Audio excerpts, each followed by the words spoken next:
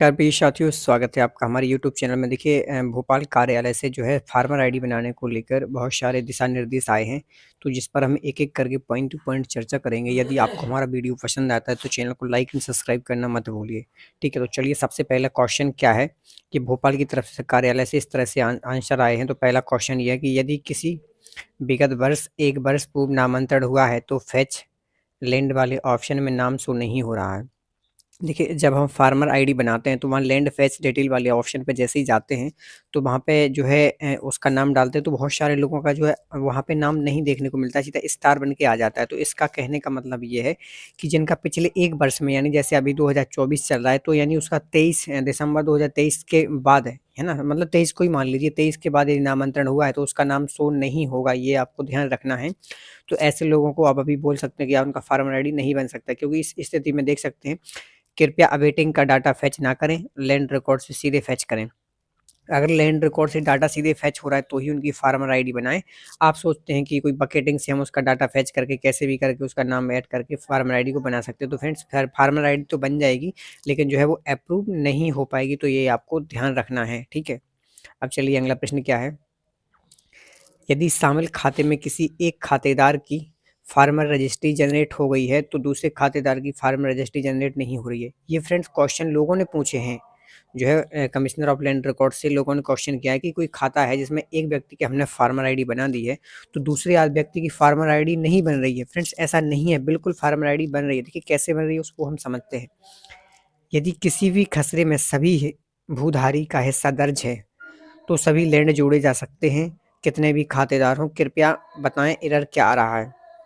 उनका कहना मतलब है कि एक खाता है, मान लीजिए ये बंदी है, उसमें 10 लोग भी शामिल हैं और उनका परिमार्जन है, उनका हिस्सा अलग अलग है, तो सभी की फार्मर आईडी बनाई जा सकती है और जितनी भी उनकी जो ज़मीन है उसमें जो है ऐड किया जा सकता है। ऐसा कुछ नहीं है कि एक खाते में सिर्फ एक ही व्यक्ति की फार्मर आईडी बन रही है। ठीक है, अब चलिए सबसे मेन समस्या देखिए, जो एएसपी ट्रांजैक्शन प्रॉब्लम आपको सभी को देखने को मिल रही है, तो उस पर क्वेश्चन 3 हमने लगाया है। ई साइन में नेटवर्क इशू है पिछले 2 दिन से। बिल्कुल, ये सभी हर एक भाई बंधुओं को एएसपी ट्रांजैक्शन प्रॉब्लम देखने को मिल रही है, तो इसका कारण क्या है वो देखिए, कार्यालय से क्या आया है। ई साइन के एरर हेतु पूर्व में ही बताया गया है, जब तक सीडैक की ओर से समस्या का निराकरण नहीं होगा, इसमें असुविधा जारी रहेगी, परंतु पूर्ण होने से कार्य बाधित नहीं होगा। उनका कहना मतलब है कि यदि बीच-बीच में बहुत सारे लोग देखिए क्या करते हैं, 4-4 5-5 10-10 बार ट्राई करते रहते हैं, तो किसी का इसमें से बन जाता है फार्मर आईडी उस दौरान। तो उनका ये इज़हार नहीं है कि उनका गलत हो चुका है, उनका फार्मर आईडी कंप्लीट हो चुका है, लेकिन ई साइन में जो प्रॉब्लम्स है वो सीडैक के द्वारा, देखिए क्योंकि जो एप्लीकेशन है हमारा फार्मर सहायक, उसको डिज़ाइन यानी कि उसको बनाने वाली कंपनी है वो सीडैक ही है। ये भारत सरकार, मध्य प्रदेश सरकार ये की एक कंपनी है, तो जो एप्लीकेशन संबंधित टेक्नोलॉजी इशू हमको जो देती है, इसी के द्वारा ये ऐप बनाया गया है और पूरे डाटा को यही जो है क्रियान्वित कर रहा है। तो इशू रहेगा और जैसे ही सॉल्व हो जाएगा तो सबके पास आ जाएगा, लेकिन अब फार्मर आईडी बन भी जाती है तो वो गलत नहीं होगी। ठीक है, एक फार्मर आईडी जनरेट करने के बाद उसमें अन्य कृषि भूमि को ऐड नहीं किया जा रहा, जबकि उसकी भूमि 2 या अन्य गाँव में है। इसका कहने का मतलब है कि बहुत सारे लोगों की सिर्फ, जैसे हम वहाँ पे लैंड फेच डिटेल वाले ऑप्शन पे जाते हैं तो 1 या 2 जो है उसके नंबर ही ऐड हो पाते हैं, जबकि उसके पास 50 10 नंबर, 5 नंबर, 6 नंबर भी हैं। तो इसका क्या हो सकता है। देखिए, वर्तमान में अपडेट का विकल्प चालू नहीं है। अपडेट का मतलब कि जैसे हमने कोई फार्मर आईडी बना दी है तो उसमें आप कोई सुधार कर सकते हैं, ऐसा अभी कोई ऑप्शन सीडैक की तरफ से हम लोगों को नहीं मिला है।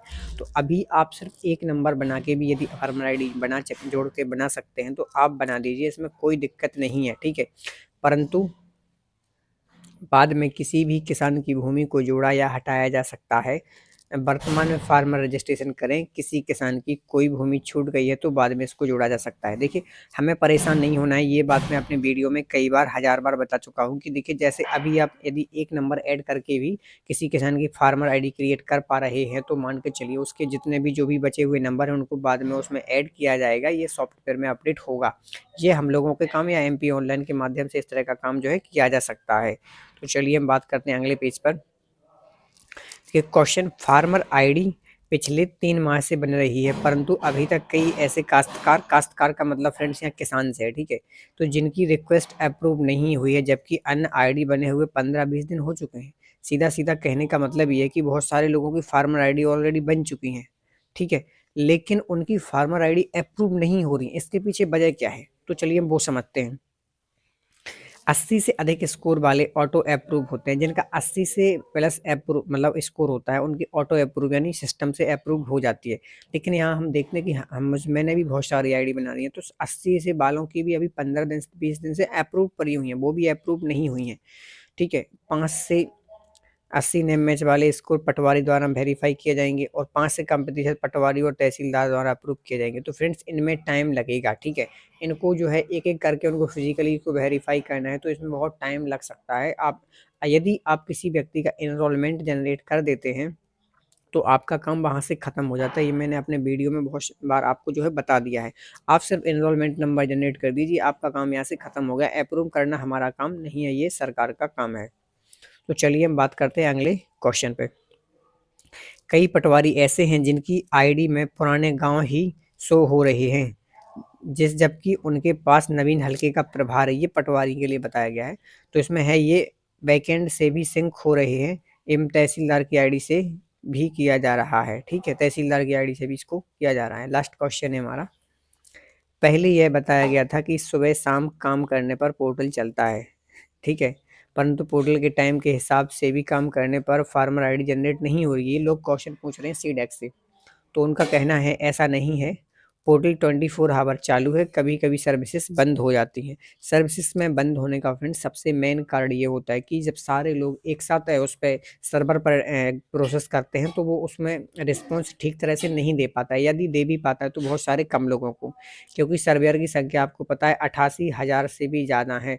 जब 88,000 लोग एक ही सर्वर पे जो है काम करेंगे, तो सर्वर में दिक्कत आने की संभावना पूरी पूरी रहती है। इसलिए आपका मेन काम है फार्मर आईडी क्रिएट करना। यदि व्यक्ति का आप जो है एनरोलमेंट नंबर जनरेट कर देते हैं, तो आपकी इससे परेशानी खत्म हो जाती है। यदि इसके अलावा आपका कोई भी क्वेश्चन है तो आप हमें कमेंट बॉक्स में पूछ सकते हैं, और हमारे चैनल को लाइक एंड सब्सक्राइब भी कर लीजिए। और आप हमारे चैनल पे जाके वीडियो सेक्शन में जाएंगे तो वहाँ पे फार्मर आईडी से संबंधित अन्य स्टेप बाय स्टेप बताया गया कि कैसे हमें रॉर से डाटा जो है फैच करना है। इसके अलावा अन्य तरीकों से कैसे हमको जो है फार्मर आईडी बनाने का काम करना है। और इसके अलावा भी आपको ऐसी कोई समस्या है जो आप मेरे से पूछना चाहते हो, तो सब्सक्राइब करने के बाद आपको ज्वाइन का ऑप्शन दिखाई देगा, तो ज्वाइन कर लीजिए। वहाँ से आप मेरे व्हाट्सएप नंबर प्राप्त करके डायरेक्टली मेरे से बात कर पाएंगे। तो हमारा वीडियो कैसा लगता है इसके लिए कमेंट बॉक्स में बताना मत भूलिए। और आप अभी तक कितनी फार्मर आईडी क्रिएट कर चुके हैं वो भी हमें साथ में कमेंट बॉक्स में बताइए। और आप लोग चाहते हैं कि स्क्रीनशॉट शेयर करना, तो हमने अपने टेलीग्राम का लिंक जो है डिस्क्रिप्शन में दे दिया है, तो आप हमें वहाँ से टेलीग्राम पर अपना स्क्रीनशॉट भेज सकते हैं, ताकि हम लोग उस पर अच्छे से चर्चा कर सके आखिर समस्या कहाँ आ रही है। बहुत सारे बंधु हम लोगों से ग्रुप में ऑलरेडी जुड़ चुके हैं। और देखिए, जो मैंने एक वीडियो भी अभी अपलोड किया था कि जो प्राइवेट फार्मों को जो है इसका काम दिया जा रहा है, तो फ्रेंड्स ये बात सच्ची है। तो इसके लिए कुछ ना कुछ तो करना पड़ेगा, अदरवाइज़ हम लोगों को हाथ में कुछ नहीं आने वाला है। इस बात को आप सभी को समझना है, क्योंकि जब तक सर्वेयर एकत्रित नहीं होंगे तब तक हमारा यही डंका बजता रहेगा जो होता आ रहा है। क्योंकि अभी देखिए पेमेंट नहीं आया, कितने समय से हमारा पेमेंट लटका है। इस चीज़ को समझने की आवश्यकता है, सभी सर्वेयर को एक साथ उतरने की आवश्यकता है, तभी हम लोगों का पेमेंट आ पाएगा। अदरवाइज़ ये पेमेंट भी चला जाएगा, कुछ नहीं है। हम लोगों ने बहुत ही मुश्किल परिस्थिति में काम किया, तो फ्रेंड्स इस चीज़ को हमें समझना है। और हो सकता है आप लोग अपने तहसीलदार एसडीएम को जो है आवेदन देना स्टार्ट कर दीजिए। यदि वीडियो पसंद आए तो लाइक और सब्सक्राइब करना मत भूलिए। थैंक यू, धन्यवाद, टाटा, बाय बाय।